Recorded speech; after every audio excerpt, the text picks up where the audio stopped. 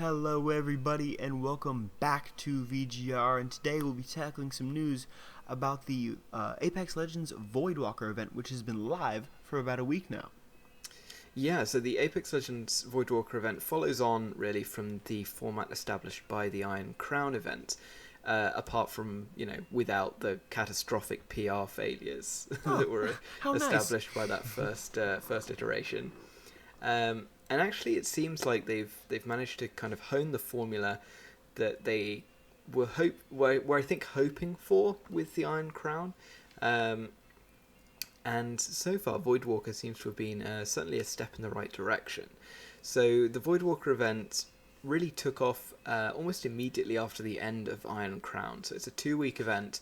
So we're currently about halfway through the event. And in the event, they added in a new game mode. Nothing as large as what was in the Iron Crown, where they, for a limited time, introduced a solo mode to the game's Battle Royale. But it is another game mode, and they also introduced a whole load of new cosmetics, except this time delivered through a system which doesn't breach the promises that they made to fans about how they were going to handle microtransactions. How courteous of them. Yes. Well, to be fair, it seems like they've taken the system that they had to implement last time after there was widespread complaint, and they have made it a bit better. So they haven't just taken the same system and reapplied it. They have kind of thought a bit more about it. And there's also a new, what they're calling a town takeover, which is basically a new feature added to the map. In this case, it's a subterranean laboratory that has a rather interesting idea, which is there's a functional portal in the laboratory, and then the other end of the portal is 100 feet in the air. So you can, while skydiving onto the map, you can go into the portal and immediately come out in the lab. Or if you're on the ground, you can go into the ground, come out of the top of the portal, and then skydive back onto the map. Which is an interesting gameplay mechanic. Yeah, okay. I don't know that anything like that has been done before in a Battle Royale. I might be wrong. But it's certainly an interesting idea. And as far as I'm aware, yes, as far as I'm aware, that these town takeover things will last beyond the end of the event. They're essentially permanent map additions, at least for the time being. But kind of interestingly, and in a way, I think possibly in an endeavour to win back fan support, or maybe it was just well timed, they also released the second episode of what was it called? Stories from the Outlands, which was it's essentially, as far as we can tell, a cinematic short story series based on the backstories of the various characters, very reminiscent of what Blizzard did with Overwatch. Feels very Overwatch, just in the description alone, yeah. Just not... This one is the one that feels the most like Overwatch, because there's only been 2, and the first one was only 2.5 minutes long, and was more just an extended narration than it was a cinematic. This one was 8.5 minutes and was actually an extended cinematic short that kind of delved into the backstory of Wraith. And it's very interesting to see them do that, because they've really not delved into the backstories of their characters much at all until now.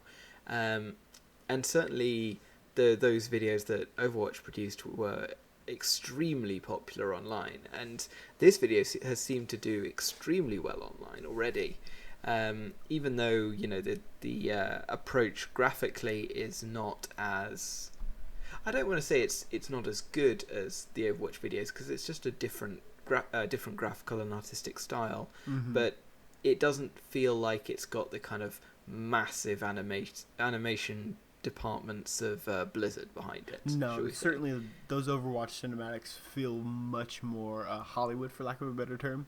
Yeah. No, I But definitely understand what you're saying. But to be honest, I don't think that those are necessarily points in their favour, because, I mean, if this is something that Respawn is planning to do, then we might actually get more than one every 6 months. Wow, that would be just lovely. And to be honest, that feels like an exaggeration compared to what they've been releasing lately. So yeah, certainly, they released it almost as a trailer for the Voidwalker event. They did eventually release an actual event trailer, but they didn't release it until about 2 days after the event started. And they really used this cinematic as a way to market the event, which was quite a good idea. So hopefully this is something that becomes a bit of a norm for Respawn. Certainly, I mean, if they wanted to establish a precedent, this is a good opportunity to do it, given the success of the video. Yeah, absolutely. Well, and like you were kind of alluding to, this is handled much better than their previous event, and so going forward, if they wanted to implement stuff based on Voidwalker, it'd be a good start, right? Start on the right foot with Voidwalker to set the precedent for things going forward, because like you said, fans have been actually really enjoying this, and the way that they've implemented and kind of fine-tuned and perfected a lot of the systems that they tried to implement with Iron Crown. Certainly, and I think fans are also, or at least a lot of fans, are also just interested in the characters, and in games like games like Apex and potentially Overwatch, if they hadn't done what they have actually done, there's really not a lot of opportunity to delve into backstory and character. It's like a few scattered voice lines while you're waiting for the match to start, and that's about it. Because there's no story campaign, there's no cinematic cutscenes or anything like that. Wait, Matt, you're telling me you don't want to go buy and read comics separately outside of the game to find out more about the characters? Well, I think that this is perhaps at least a more effective way of reaching the majority audience. Yeah, I certainly think so. I'm very much in agreement with that. Yes. So yeah, I think this is going to prove a popular move among plenty of fans, and it's a good way of winning back some fan support after the kind of catastrophe of the Iron Crown, especially going forward, because of course they're not that far away from the end of season 2 now, and we're starting to hear some early rumours of season 3 and what's potentially coming with that. So this is potentially a good way to kind of kick things off if they want to get people excited for the next season. Yeah, I think this is, like you said, this is the perfect way to kind of do things. Start on the right foot, start season 3 with a bang, and Voidwalker seems like the perfect way to do that. And that is going to cap this story for the day. Thank you so much for tuning into VGR. Tune in next time on the channel for more news stories like this. Thanks for tuning in.